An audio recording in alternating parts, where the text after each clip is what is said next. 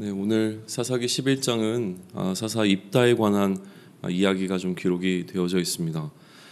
입다라고 하는 사람은 굉장히 전쟁에 능한 사람으로 기록이 되어집니다. 그러니까 용사였는데 그에게 한 가지 좀 뭐라 그럴까요? 어려움이라고 한다면 그 어려움이 있었다면 이제 관계적인 문제였는데 그는 굉장히 전쟁에 능한 자였지만 그의 출생에 소위 얘기하면 뭐 다른 형제들과는 좀 다른 소위 얘기하면 기생의 아들이었다라고 하는 어떤 출생에 있어서의 나름대로 어떤 약점이 좀 있었던 사람이었죠. 그러다 보니까 다른 그러니까 아버지의 아들들이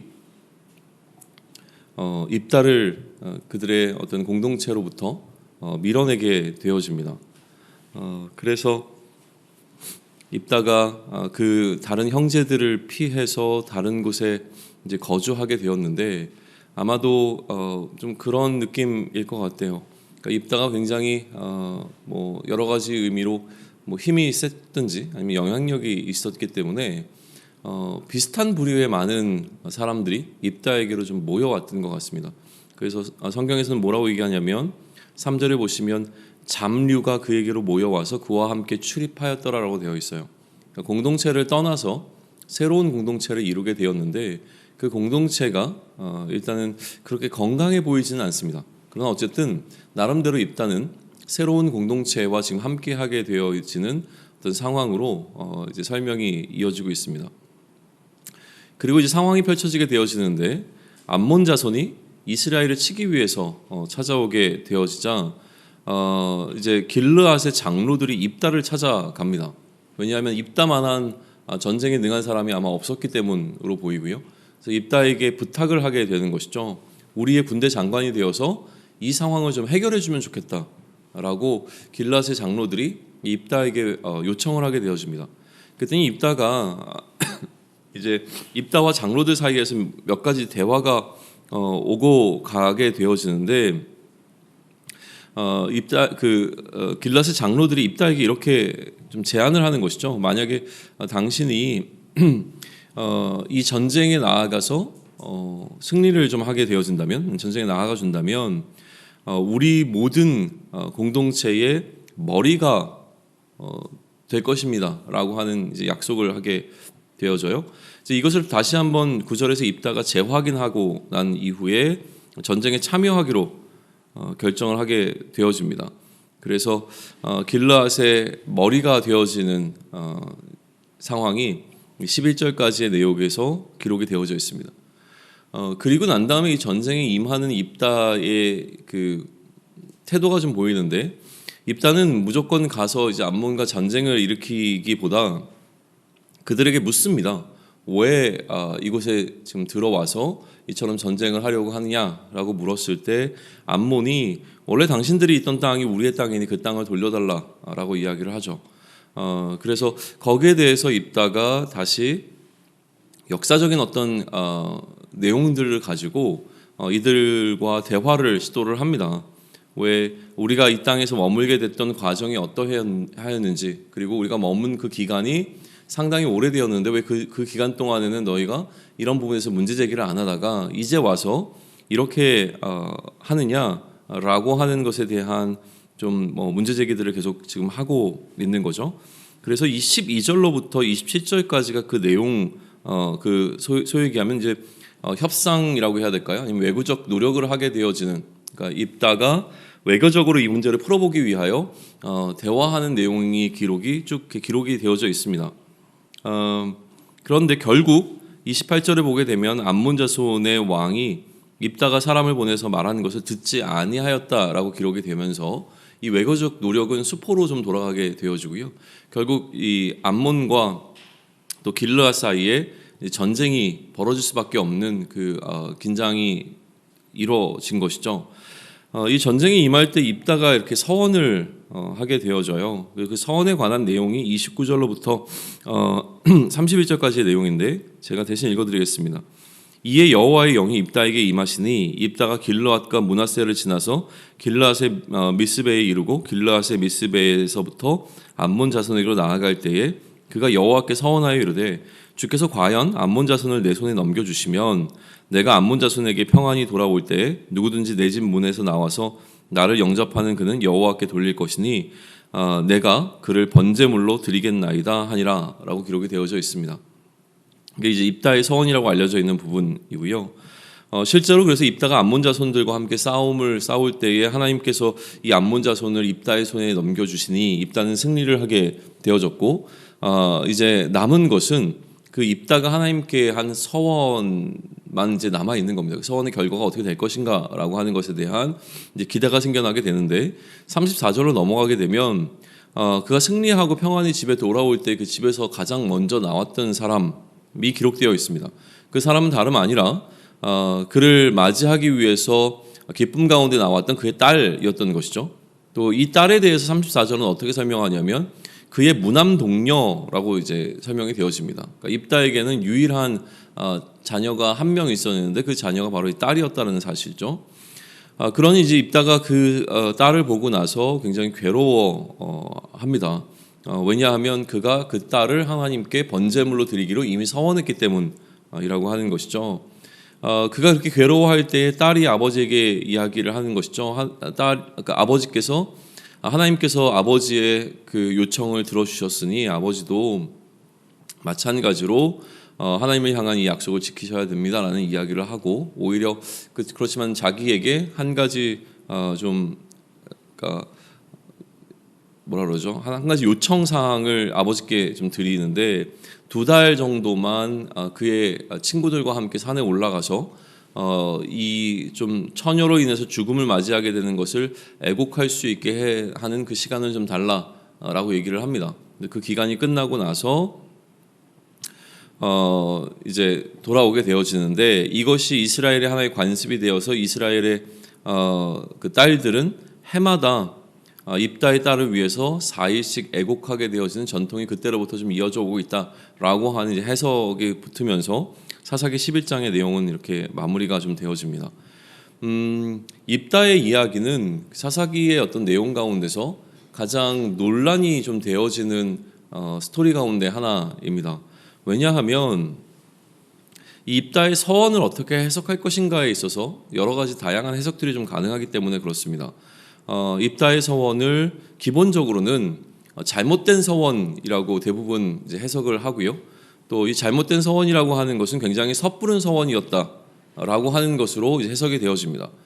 단순히 그러니까 이 서원이 잘못되었고 섣불렀다라고 이제 평가하게 되는 근거가 있는데 지금까지 흘러왔던 이 입다의 이야기 자체가 굉장히 부정적 뉘앙스를 담아내고 있기 때문에 그런 부정적 뉘앙스 속에서 보게 되어지면 입다의 서원 자체도 하나님을 향한 온전한 서원으로 볼 수 없다라고 하는 결론을 내리게 되기 때문에 그런 거예요. 좀 부정적인 입장에서 오늘 본문을 다시 한번 생각해 보시죠. 입다는 정상적인 부부관계에서 태어난 아들이 아니었고 기생의 아들로 이제 출발을 하게 되어집니다. 그러다 보니 가정 안에서 소위 얘기하면 가정 문제가 좀 있었던 것이죠. 형제들 가운데 따돌림을 받았고 그런 따돌림을 받았던 입다의 마음, 소위 얘기하면 입다가 정상적으로 자라지 못할 가능성이 굉장히 많았다라고 하는 거예요. 그의 어린 시절은 상처투성이었을 것이고 그것으로 인해서 그의 마음 가운데는 왜곡되어 있는 어떤 성향들이 자연스럽게 생기지 않았겠는가라고 이제 보게 되는 것이죠. 그러다 보니까 그러나 그에게는 굉장한 힘이 있었고 그 힘을 중심으로 해서 잡류들이 그에게 이제 모여들기 시작하는데 이거를 소위 우리식 표현을 하게 되면 동네에 그 패거리가 생겨나게 되는 것이죠. 마을에 이제 문제가 발생한 겁니다. 동네 패거리가 생겨나게 되고 이 동네의 패거리가 소위 얘기하면 뭐 건달이라고 얘기를 하든지 아니면 동네의 어떤 양아치들 같은 어떤 그 느낌의 이 청년들이 모이게 된 현상이 일어나게 된 거예요. 그런데 실제로 그 마을에 어떤 문제가 발생했을 때 이 문제를 해결하기 위해서 마을의 리더십들이 찾아간 것은 그 동네의 그 양아치들과 같은 패거리들에게 찾아가서 이 문제를 해결해 달라고 이야기를 했다라고 하는 것이죠. 그러면서 이 동네의 어른들이 뭐라고 얘기했냐면 그렇게 해주면 너를 우리 마을에 머리로 삼겠다. 다시금 왕처럼 뭐 대우하겠다라고 하는 약속을 한 거잖아요. 그러다 보니까 입다에게 있었던 그 인정 욕구라는 게 있지 않겠습니까? 가족들로부터 형제로부터 인정받지 못했던 그 상처가 오히려 이 마을로부터 그 인정받게 되어지는 이 상황, 머리로 인정받게 되는 상황으로 인하여서 입다를 이 전쟁 가운데로 끌어들이는데 굉장히 성공적 역할을 했을 걸로 이해가 되는 것이고요. 그러다 보니까 무언가 좀 이렇게 흥분하고 그러니까 업돼 있었던 입다는 전쟁을 나가면서 좀 과장된 선언을 하게 된다는 것이죠. 소위 얘기하면 허풍과 같은 이야기를 이제 하게 됐다라는 거예요. 만약에 내가 전쟁에 승리하고 돌아온다면 내 집 가운데서 나오는 것 가운데 첫 번째 마주하게 되는 것을 하나님께 번제물로 드리겠다라고 하는 어떤 이런 뭔가 좀 온전하지 않은, 그러면서 자신의 이제 진심을 담지 않은 서원이 그로부터 튀어나왔을 것이다라고 하는 이제 흐름으로 이제 해석을 계속 해나가다 보면 실제로 입다가 굉장히 나쁜 사람인 것처럼 해석이 되어집니다. 그런데 반면에 입다를 좀 긍정적인 뉘앙스로도 해석해낼 수 있는데, 긍정적 뉘앙스로 입다를 한번 바라보게 되어지면 입다가 지금 외교적으로 이 암몬과의 어떤 이 전쟁의 문제를 해결하려고 하는 이 상황 속에서 그 내용이 굉장히 길게 등장하거든요. 그 길게 등장하는 내용을 촘촘히 좀 살펴보다 보면 이 입다라고 하는 사람은 이스라엘 역사에 대해서 굉장히 능통한 사람이라는 걸 알 수 있습니다. 그리고 그 역사를 해석할 수 있는 힘과 능력도 갖고 있었던 것이죠. 단순히 힘만 센 사람이 아니라는 거예요. 그러니까 막 뭐 이렇게 뭐라 그러죠? 전쟁을 나가면 그 힘으로 모든 사람을 압도할 수 있을 만한 어떤 무관의 어떤 기질을 갖고 있었던 사람인 것뿐만이 아니라 문관으로서도 어떤 능력을 충분히 갖고 있었던 사람이 바로 입다였기 때문에 그는 힘으로 제압하려고 하는 것이 아니라 먼저 외교적 노력을 통해서 이 상황을 해결해 보려고 하는 태도를 좀 보이고 있다는 것이죠. 그리고 결정적으로 하나님께서 그러한 입다에게 임하십니다. 다른 사사와 마찬가지로 하나님의 영이 입다에게 임했다라고 하는 것은 하나님께서 그 입다를 선택하시고 사용하셨다는 것이죠. 그러니까 우리의 눈에 보이게 어떻게 보이느냐가 중요한 것이 아니라 하나님께서 선택하신 사람이 바로 입다가 되어진다라고 하는 사실입니다. 그리고 이 서원이라고 하는 것은 실제로 입다가 하나님을 향해 보였던 그 믿음으로도 해석해낼 수 있는 것이죠. 그냥 서원을 안 할 수도 있습니다. 나가서 전쟁하고 전쟁 가운데서 그에게 맡겨진 일들을 잘 감당하면 되는데, 지금 입다는 뭘 하고 있냐면 하나님을 향해 서원을 하고 있고요. 이 서원 자체가 문제가 될 여지는 없습니다. 서원 자체가 하나님 앞에서 굉장히 자신의 믿음을 드러내는 행위가 될 수 있고요. 또 결정적으로 입다는 그렇게 하나님을 향해서 서원했던 것을 번복하지 않습니다. 그리고 이 서원이 하나님께 드려진 것이라면 자기가 마땅히 지켜야 하는 것이라는 것 때문에 이제 괴로워하게 되어지는 상황으로 가면서 이 서원을 가볍게 여기지 않았다는 거예요. 그러니까 단순히 한번 툭 던져본 서원이 아니라 이것이 하나님 앞에 드려진 서원이기 때문에 이것은 온전히 지켜져야 된다라고 하는 그의 이 서원을 향한 분명한 태도도 우리는 발견할 수 있기 때문에 이처럼 긍정적인 뉘앙스 속에서도 입다를 우리는 바라볼 수 있다라고 하는 것이죠. 그러다 보니 이제 해석에 좀 어려움이 찾아오게 되어지는데, 그러면 이제 어떻게 할 것인가는 우리 각자의 선택의 문제겠죠. 어떤 상황으로 이 입다를 바라보면서 이 입다의 스토리를 나에게 적용시킬 것인가라고 하는 것은 우리 각자가 이 입다의 사건을 어떻게 바라보느냐에 따라 굉장히 좀 다양하게 좀 적용이 가능할 부분일 겁니다. 그런데 오늘 제가 함께 좀 고민해보고 싶은 것은 두 가지인데요. 오히려 입다의 입장에서 이 두 가지를 살펴보는 것이 아니라 첫 번째는 하나님의 입장에서 이 사건을 다시 한번 좀 살펴보시면 좋을 것 같습니다. 어제까지의 본문에서 하나님께서는 어떠한 마음을 품으셨냐면 이스라엘을 향해서 다시는 내가 너희를 구원하지 않을 거야 라고 하는 말씀을 하셨음에도 불구하고 이스라엘 가운데 스스로 그들의 죄악의 문제를 해결하려고 하는 종교개혁이 일어나고 난 다음에 하나님께서 마음속에 근심하기 시작하시거든요. 그러니까 어떻게 하면 좋지라는 생각을 하시게 된 것이죠. 다시 한번 이스라엘을 그런 어려움 가운데서 건져낼 것인가라고 하는 것을 고민하고 있었다라고 하는 사실에 뒤이어서 기록되고 있는 게 오늘 이 사사기 11장이라고 하는 것을 우리가 기억해 볼 수 있다면, 그러면 하나님께서는 이스라엘을 구원하기로 결정하신 겁니다. 이스라엘 안에서 무언가 이 암몬이라고 하는 어려움의 문제를 자체적으로 해결하려고 노력을 했고, 그 노력의 일환으로 입다가 그들의 어떤 머리로 선택이 되어지는 과정으로 살펴볼 수 있었는데, 그것에 대해서 입다가 긍정적이다 부정적이다라고 하는 어떤 옳고 그름의 문제를 넘어서서 그 안에서 이스라엘 안에서 이 문제를 해결하려고 하는 움직임이 있을 때 하나님께는 이미 이스라엘을 구원하고자 하시는 계획이 세워졌기 때문에 그 상황을 하나님께서는 이용하셨다라고 하는 것이죠. 그래서 하나님은 하나님께서 원하시고 하나님께서 계획하신 일들을 그처럼 이뤄가고 있는 장면으로 오늘 이 11장을 볼 수 있다는 생각이 좀 듭니다. 지금까지 사사기의 흐름 가운데서 하나님께서 지금 보여주고 계시는 것 가운데 하나 우리가 지금 중요하게 짚어봤던 건 뭐냐면 인간 사사와 참 사사이신 하나님을 계속 비교해 나가는 것이었습니다. 그러니까 인간 사사들이 갖고 있는 한계들을 계속 보게 하시는 것이죠. 특별히 지금 이 입다에게 있어서의 한계는 무엇이냐면 인정 욕구라고 하는 부분입니다. 자신이 인정받지 못하는 상황 속에서 출발했던 이 사사는 나중에 자신이 이 마을 사람들로부터 인정받게 되어지는 것이 굉장히 중요한 이슈가 되어지는 것을 보게 되어지는데 이 욕구로 인해서 왜곡된 행동들을 할 수 있는 가능성도 굉장히 많이 열려 있습니다. 또한 그의 서원을 놓고 바라보게 된다면 이 인간 사사가 갖고 있는 한계는 무엇이냐면 그는 한치 앞을 예측할 수 없는 존재라고 하는 거예요.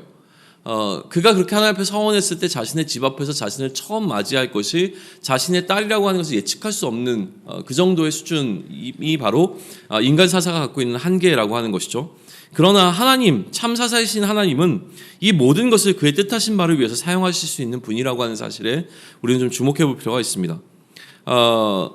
그러니까 인간들이 어떠한가와 상관없이 그럼에도 불구하고 하나님의 뜻은 인간들에 의해서 훼손되지 않는다는 거예요.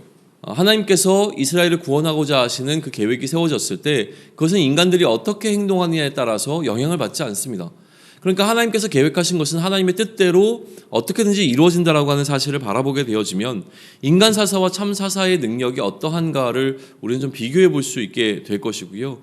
그러니 인간 사사를 뛰어넘어서 일하시는 참 왕 되시는 참 사사 되시는 그 하나님에 대한 것이 묵상되어진다면 오늘 우리의 삶을 우리는 누구에게 의탁할 것인가도 선명해지게 되는 것이죠.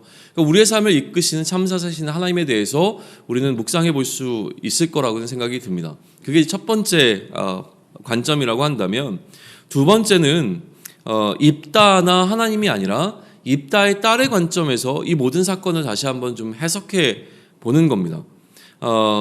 딸의 신앙이 없었다면 결국 입다의 서원은 이루어질 수 없는 상황이었습니다. 딸이 아버지가 하나님을 향해서 했던 그 서원에 대해서 인정하고 거기에 대해서 온전하게 반응하지 않았다면 입다의 서원은 결국 그가 이야기한 허황된 어떤 뭐라 그러죠? 허황된 제안에 불과했을 상황이라고 하는 것이죠. 그런데 입다의 딸이 아버지의 서원을 비중 있게 받아들였고 또한 그것이 하나님 앞에서 이루어진 것이라면 반드시 이루어져야 된다라고 하는 그 믿음이 이 딸에게 있었기 때문에 딸은 이 상황을 받아들이기로 결정한 겁니다. 이게 굉장히 중요한 포인트가 되어진다라고 하는 것이죠. 그러니까 입다의 신앙의 완성은 딸의 신앙이 없었으면 이루어질 수 없었던 것이라고 하는 점에서 우리는 다시 한번 이 모든 상황을 살펴볼 필요가 있습니다. 그렇기에 이 딸의 믿음이 굉장히 중요하게 여겨진다면 이스라엘의 딸들이 왜 해마다 이 딸들을 위해서 나흘씩 애곡했는지에 관한 부분을 우리는 이해할 수 있게 될 거라는 생각을 하게 되어집니다. 물론 이 딸의 죽음에 대해서도 그러니까 딸의 이 입다의 서원의 내용에 관해서도 굉장히 많은 논란이 있습니다. 실제로 이 딸을 번제물로 드렸겠는가? 대부분의 이제 학자들은 문자 그대로 이제 해석을 하려고 하는 것이죠. 그래서 딸을 번제물로 드려서 딸이 죽음을 맞이하게 되었다라고 이제 해석을 하면서 여전히 부정적으로 입다를 바라봅니다. 하나님께서는 이러한 서원을 기뻐하지 않으신다라고 하는 것이죠.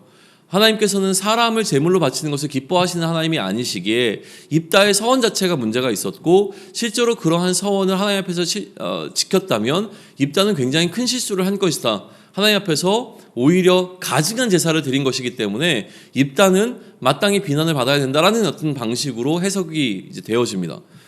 그런데 저는 또 다른 해석 쪽에 훨씬 더 무게를 두고 있는 편입니다. 뭐냐면 지금 여기서 포인트가 되어진 것은 번제물이라고 되어 있었기 때문에 무조건 이제 번제로 드렸다라고 보는 것보다 하나님을 위한 자로 구별했다. 그러니까 선별해서 하나님께 바쳐진 자가 되어졌다라고 하는 것으로 해석하는 것이 훨씬 더 여러 측면에서는 좀 자연스럽다는 생각을 하게 됩니다. 그래서 처녀일 때 하나님께 구별된 자로, 그러니까 다른 사람에게 시집 가거나 결혼을 하지 아니하고 그 처녀인 상태 그대로 오히려 하나님께 바쳐져 하나님을 위한 자로 평생을 살아가야 되는 어떤 그 한 여인이 된 것, 그렇기 때문에 그것을 슬퍼하게 되어지고요. 여기에 플러스 뭐가 되어지냐면 입다의 무남 동료였잖아요. 그러니까 입다는 더 이상 그의 가계가 유지될 수 없는 거죠. 그의 유일한 자녀가 하나님께 바쳐지게 됨으로 인하여서 입다의 가문은 그렇게 끝나게 되어집니다.